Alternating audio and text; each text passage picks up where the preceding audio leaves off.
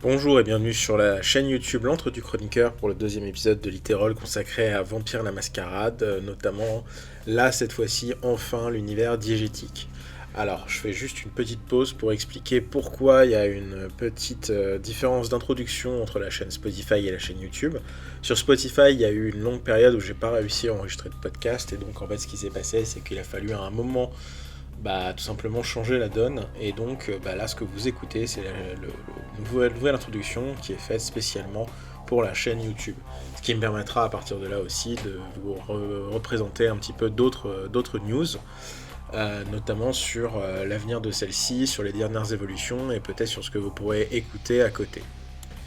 Donc l'occasion pour moi de vous rappeler que vous pourrez retrouver dans la description plusieurs liens qui peuvent être importants. D'abord un lien qui va vous renvoyer vers la chaîne Spotify, des fois que vous ayez envie d'écouter les épisodes en avance. Un autre lien qui vous renverra cette fois-ci vers mon Patreon. Alors encore une fois c'est quelque chose de totalement libre, mais si vous avez envie de participer financièrement à me filer des coups de main, c'est toujours pratique et ça peut aider au cas par cas. Et enfin, le dernier lien qui va vous ramener cette fois-ci vers le Discord. Donc j'ai mis en place un Discord pour pouvoir justement discuter, débattre des différents épisodes et suivre un peu l'évolution d'écriture qu'il y aura au fur et à mesure du temps. Voilà.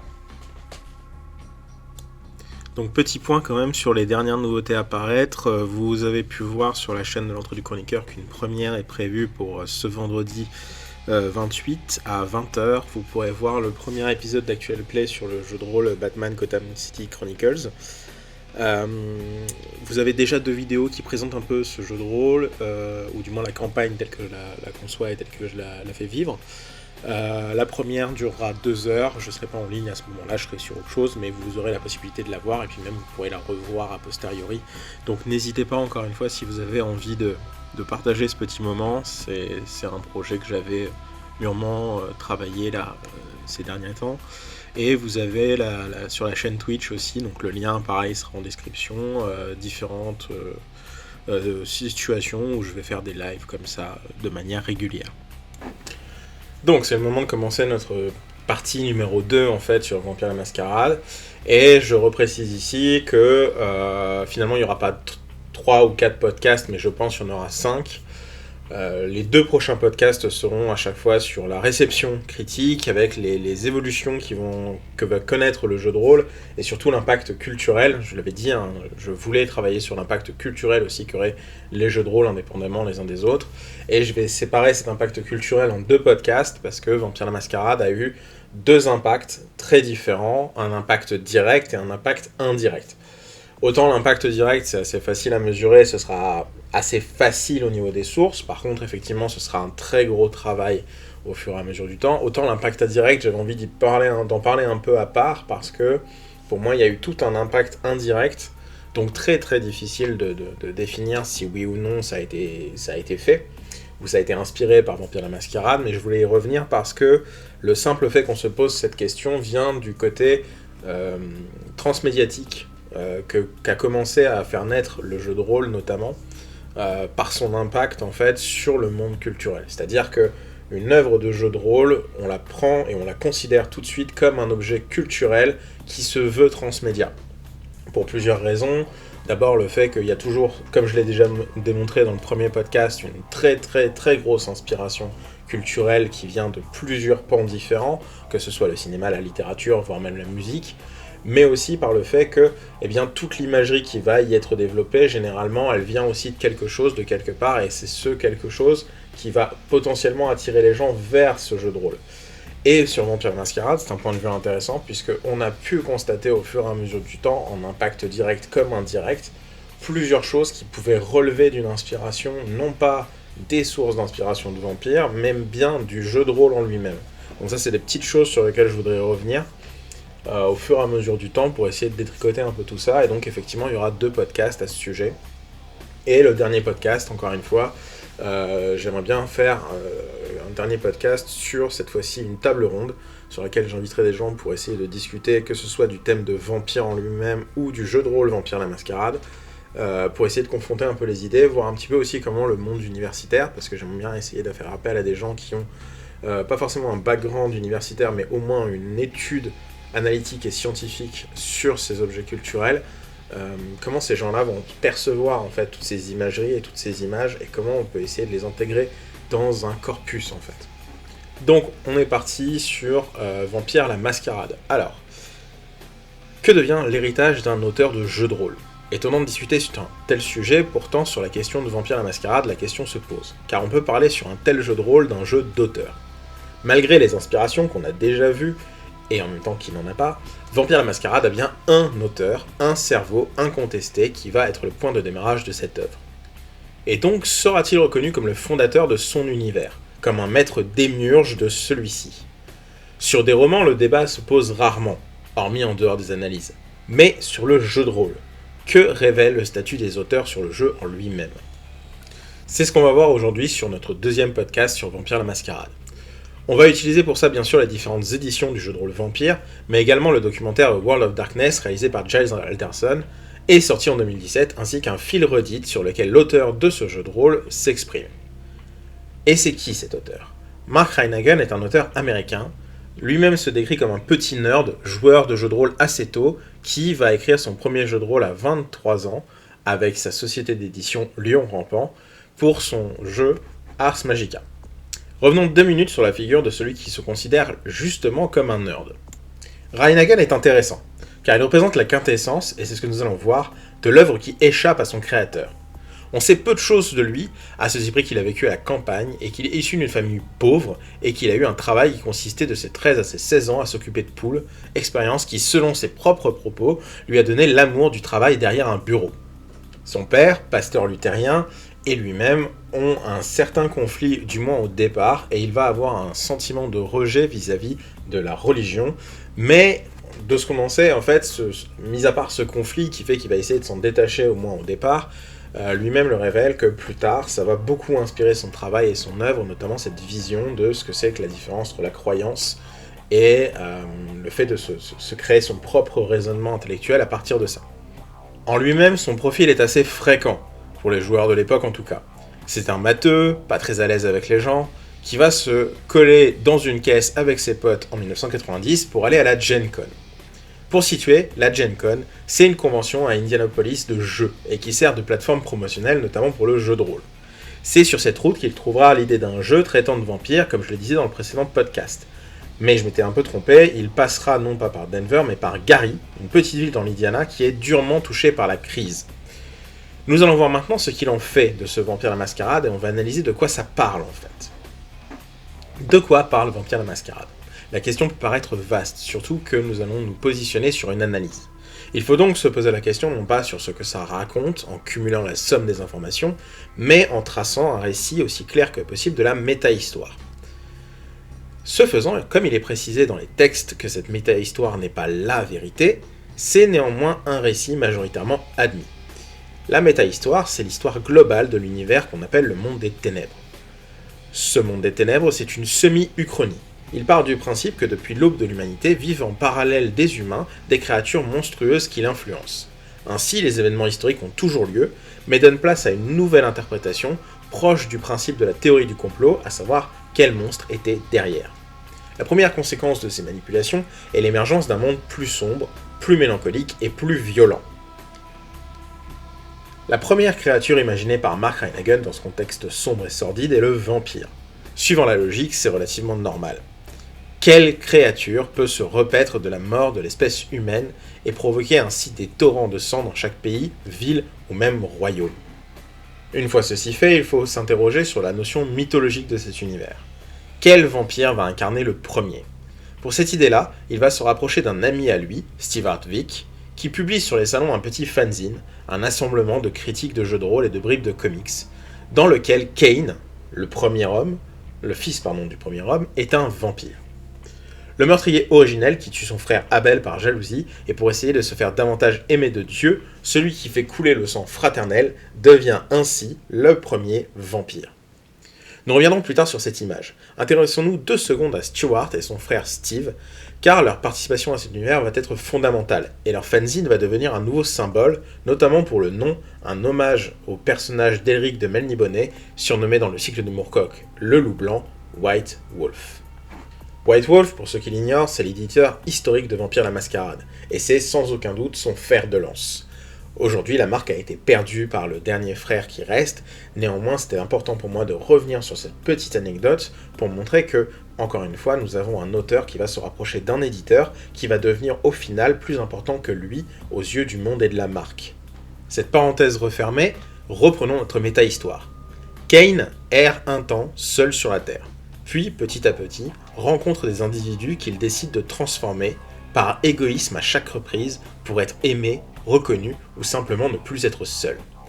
Malgré son interdiction, chacun de ses enfants engendreront à leur tour des enfants dont le nombre canonique est de 13. Chacun de ces 13 représentera un fait d'hubris, de démesure, et sera châtié par Kane d'une malédiction attenante à son sang. Jaloux, notamment de leur père, les enfants de la 3e génération vont leur fomenter une rébellion, et vont s'en prendre ainsi aux enfants de Kane.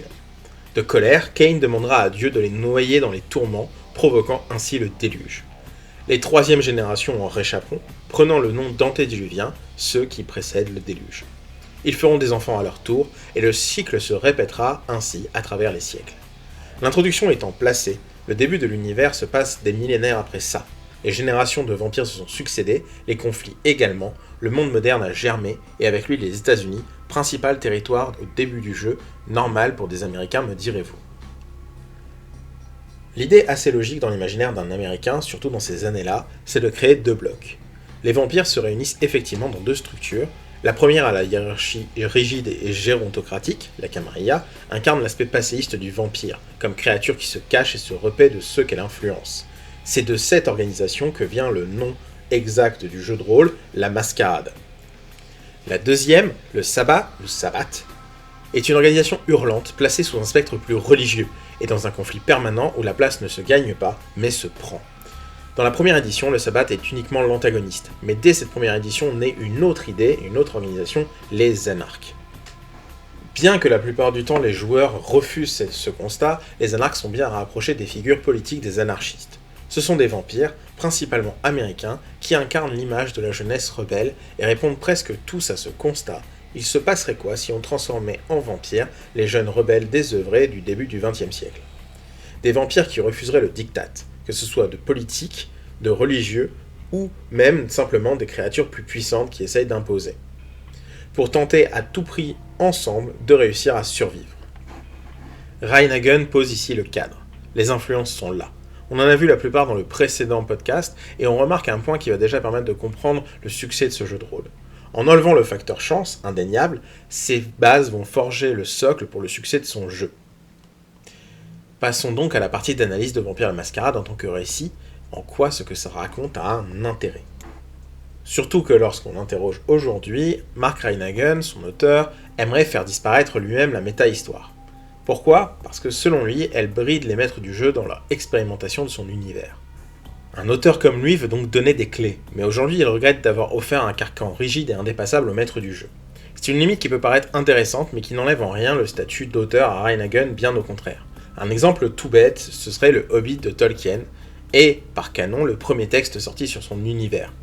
Même le Seigneur des Anneaux, sorti des années plus tard, ne fournit que des réponses morcelées, parcellaires de son univers. Qu'est-ce qu'un Balrog ? Qu'est-ce qu'il fout sous la montagne ? Qui est vraiment Morgoth ? J'en passe. Mais un univers n'a pas à donner les clés de sa conception démiurgique. Cette clarification faite, on peut voir plusieurs intérêts sur l'histoire qu'il a créée.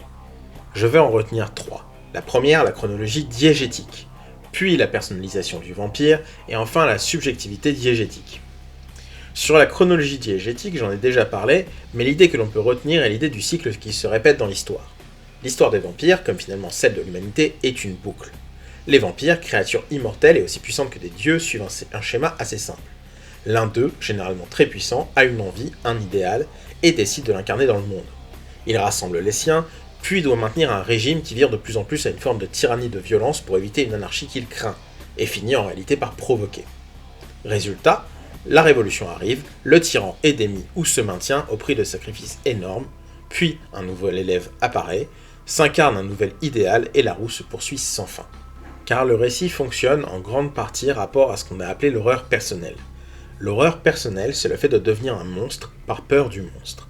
On pourrait la résumer par l'aphorisme de Nietzsche, Celui qui combat des monstres doit prendre garde à ne pas devenir un monstre lui-même. Et si tu regardes longtemps un abîme, l'abîme regarde aussi en toi. Le vampire combat un monstre contenu en lui-même. Ce monstre ne veut que deux choses, survivre et devenir plus puissant. Pour survivre, il doit déjà consentir à tuer ses anciens semblables, les humains. J'y reviendrai plus tard. Devenir plus puissant implique aussi de vieillir, car l'âge amène la puissance. Survivre en tuant, permettant de devenir plus puissant et donc de survivre plus longtemps, et hop, un autre cercle. Ce ne serait que ça, les choses pourraient rester simples. Mais il y a une autre mécanique que le jeu va impliquer rapidement, le concept d'amarante ou de diablerie.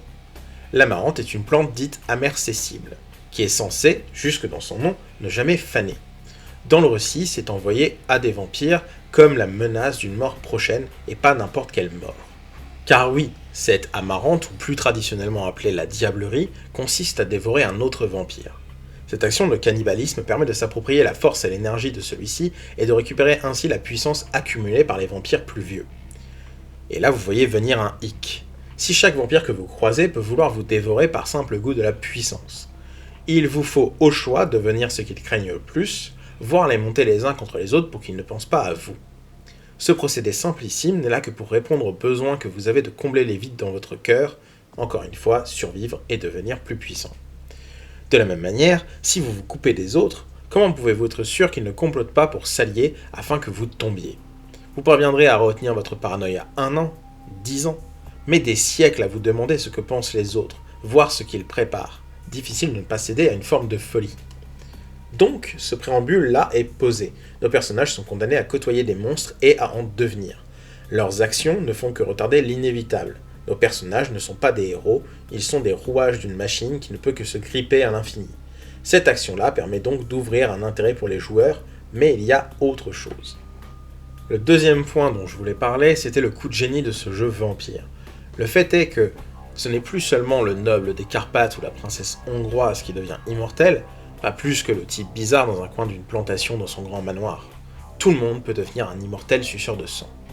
C'est une idée qui peut paraître bête, mais imaginez 30 secondes le comptable dépressif, la jeune flic engagée, le militant LGBT ou le pilier de comptoir alcoolique devenir un vampire. Et pour pousser la chose encore plus loin, imaginez que vous êtes le comptable dépressif, la jeune flic engagée, le militant du quotidien ou même la personne LGBT. Vampire permet de donner la puissance d'un monstre à chaque individu du quotidien. Plus nécessaire d'avoir un nom en particules, voire un genre ou une couleur de peau nécessaire. Tout le monde peut devenir immortel. Vous êtes choisi par un vampire pour une raison connue de lui seul. Il décide de faire de vous une âme damnée, et vous venez apporter votre couleur à cet univers. Attention, comme on l'a vu dans les inspirations, le côté caché du vampire était déjà présent, et les années 80 nous montraient déjà des profils atypiques. Là, le bouchon est juste poussé un peu plus loin. L'ouverture se fait sur une version un peu plus grande, plus large, promettant à chacun de s'approprier cette mythologie. Toute cette vision se renforce notamment avec le travail de Tim Bradstreet. Cet illustrateur va ancrer l'imagerie des vampires dans un quotidien, une noirceur actuelle, dans le sens des années 90 bien sûr, très teintée de l'imagerie héritée de Lost Boys. Le dernier point, pour lequel j'ai parlé de subjectivité diégétique, est la notion du point de vue. Ce point de vue est important car il va infuser tous les jeux du monde des ténèbres stylistiquement. Toutes les explications dans les livres des cadres se font par des personnages et des points de vue de l'univers. Ainsi, c'est le créateur d'un nouveau vampire qui lui présente le monde. Et de fait, c'est lui qui lui donne petit à petit des informations, des conseils, mais surtout un point de vue. Or, si on a affaire à un point de vue subjectif, ça veut dire que la personne qui nous parle peut se tromper, voire pire, qu'elle peut nous mentir sciemment. Toutes les histoires de clans, toutes les spécificités du monde, jusqu'aux différentes sectes, sont toujours introduites, voire uniquement connues par le prisme de ces points de vue. Cette technique permet aussi de mettre en lumière l'aspect paranoïaque de l'univers. Car si l'on introduit dès le livre de règles que la personne qui nous parle nous ment sciemment, dans un cadre où tout le monde devrait être rassuré de lire des faits, on remet tout en doute. Maintenant qu'on a un peu dégraissé la bête, voyons sur le travail plus individuel comment s'articulent les liens entre conception critique d'un cadre et action sur son gameplay. Car un auteur de jeu de rôle fonctionne également sur cette base de gameplay. Le gameplay, c'est ce qui regroupe l'entièreté des règles qui permettent de jouer à l'univers et de lui donner un corps. C'est le système qui régit le monde, la série de codes diégétiques. Comme nous l'avons dit, le but de jeu du vampire, en soi, c'est survivre et devenir plus puissant. Donc, à la différence de certains jeux, l'expérience qui permet de gagner de la puissance s'acquiert avec le temps et non pas en tuant des monstres, exception faite de la technique de la diablerie. Néanmoins, dans ce cas, qu'est-ce qui empêcherait un vampire de juste se poser dans un coin et attendre que ça passe? Et par vampire, j'entends joueur. Et oui, prendre un risque pour un joueur, ce serait risquer de perdre son personnage, alors que là, il lui suffit juste d'attendre et banco. Sauf qu'il y a une donnée, le sang. Un vampire a besoin de sang pour fonctionner. Il doit dépenser ce sang pour notamment se réveiller, passer pour un humain quelque temps, et bien sûr se soigner ou utiliser ses pouvoirs. Or, pour boire, si effectivement il peut tenter de chasser des animaux, ce sont les humains ses proies de choix. Le caractère monstrueux vient de l'acte en lui-même, de manipuler ou de forcer sa victime, de boire et de risquer de tuer. Le monstre à l'intérieur du vampire, cette petite voix dont j'ai parlé avant, prône une animalité et la fin du caractère humain. Tuer une victime innocente la fait grandir, et rend le vampire petit à petit insensible au sort de ses anciens semblables. L'horreur qu'il représente se nourrit d'elle-même. En termes de gameplay, il y a donc une notion de moralité. Et plus le joueur refuse de résister à ses pulsions, plus il s'approche de la possibilité de devenir une bête sauvage et monstrueuse, et donc de perdre son personnage. L'autre point intéressant au niveau du gameplay, c'est la représentation physique de la puissance. Vampire la Mascarade utilise DD10 pour les tests. J'ai bien dit D. En effet, chaque point investi dans une compétence ou un attribut équivaut à un nombre de dés à 10 faces que vous jetterez. On arrive ainsi à une représentation physique, palpable, du gain de puissance. Si vous voyez quelqu'un jeter 2 dés, ce sera toujours moins impressionnant que quelqu'un qui en jette 15. Enfin, le dernier aspect important, c'est la personnalisation des clans. Les clans, je ne l'ai pas encore développé, ce sont les héritiers des 13 vampires qui se rebellèrent contre leur père. Chaque clan a une philosophie qui fait qu'elle choisira de transformer un humain, ou non, en fonction. Les clans entraînent un mode de pensée, une vision du monde et des pouvoirs du départ auxquels s'adapter. L'idée, c'est de ne pas avoir une classe ou un métier, mais davantage donc un gang qui va imposer une couleur et un motif au personnage incarné. Ce qui est intéressant dans le lien intrinsèque entre gameplay et cadre encore une fois, c'est le fait que chaque pouvoir, et je ne vais pas tous les détailler ici, a un sens différent en fonction de qui les considère. Pour l'exemple, je prendrai 3 clans très distinctifs qui partagent un même pouvoir, celui dit de présence. La présence, c'est la manipulation de l'aura du vampire pour paraître plus attrayant, plus fort, plus charismatique. Ce pouvoir est partagé par 3 clans de base. Les Ventrue qui sont les vampires choisis parmi les figures d'autorité du monde humain, les Brujas qui sont des passionnés idéalistes, et les Toreadors qui sont des monstres sociaux qui s'adaptent à leur environnement. Chez les Ventrue, ce pouvoir s'accompagne de domination, une autre capacité qui manipule l'esprit de la cible pour qu'elle obéisse au vampire. Présence, c'est à la fois la méthode douce, mais aussi la manière de représenter cette aura majestueuse, ce côté supérieur de manière naturelle de l'individu. Chez les Brujas, c'est la seule discipline non combattante. Elle est utilisée pour transmettre leur passion à un auditoire, montrer une force que rien n'arrête, y compris socialement, soulever des foules. Chez les Toreadors, c'est le dernier coup de pinceau de tableau qui fait d'eux des êtres adaptés sociaux, toujours capables d'être ce que leur auditeur voudrait. Le pouvoir de présence ne change pas selon le clan. Mais sa perception diffère et impulse une idée nouvelle, une autre manière de voir une même chose en y incorporant encore une fois un point de vue. On pourrait développer des heures et disserter sur de nombreux points, remarquer chaque inspiration ou influence de l'univers, mais ce n'est pas le sujet de notre podcast. Notre sujet, c'est, en tant qu'œuvre littéraire et surtout en tant qu'œuvre de son auteur, Vampire la Mascarade fonctionne-t-il ? Par la création d'une méta-histoire, le choix d'un type précis stylistique au sein de son récit avec la focalisation interne, et même la présence de personnages principaux avec leurs mystères propres, leurs orientations, leurs particularités, on ne peut nier le caractère d'auteur ludique de Mark Reinagen. Mais sera-t-il reconnu ainsi ou oublié à jamais ? La logique de l'industrie rôlistique à l'heure actuelle veut qu'une œuvre et la somme de ses propriétés intellectuelles attenantes appartiennent en grande majorité, voire en quasi-totalité, à sa maison d'édition. Ce rapport de force évoque les tensions avec le milieu du comics, et c'est là qu'il faut dire que Mark Reinagen a fini par être renvoyé de White Wolf Publishing, et il semble avoir été rappelé pour la V5, même si à l'heure actuelle il vit surtout en Géorgie avec sa femme et poursuit sur d'autres projets. Vampire la Mascarade est indéniablement son œuvre majeure, ce pourquoi on se souviendra normalement de lui. Mais le fait est que son nom est encore trop rarement associé, et comme Dave Arneson a petit à petit été oublié, voire relégué. Le fait est qu'on risque de voir disparaître, avec le temps, le nom de ses auteurs. Le but ici n'est pas de défendre à tout prix, ou d'idéaliser, voire pire encore d'idolâtrer l'auteur, mais de lui reconnaître son statut, au moins là, et notamment pour la suite. Voilà qui conclut notre podcast, ou du moins notre deuxième épisode consacré à Vampire la Mascarade. Dans le prochain épisode, comme je l'avais expliqué, nous reviendrons sur les inspirations majeures qui ont été entraînées directement par le jeu de rôle Vampire la Mascarade. En attendant, je vous souhaite une bonne écoute. Si ça vous a plu, n'hésitez pas à partager. Je vous rappelle au hasard qu'il existe une page Patreon sur laquelle vous pouvez m'aider en me donnant quelques pécules si jamais vous trouvez mon travail intéressant. Je finis par une petite annonce. Si vous êtes intéressé pour participer à la table ronde que je mettrai en place, n'hésitez pas à me contacter. Vous avez normalement mon contact qui sera mis en description, et auquel cas, n'hésitez jamais à m'envoyer un message. Je traiterai chaque demande et chaque proposition pour essayer d'équilibrer un peu la table ronde, sachant que ce sera une table ronde sur laquelle nous reviendrons uniquement sur Vampire la Mascarade, et notamment sur l'aspect du jeu de rôle par rapport à la mythologie du vampire, et savoir l'impact culturel de celui-ci. Voilà. Donc, au revoir, merci beaucoup de m'avoir écouté, n'hésitez pas à partager, et je vous dis à très bientôt.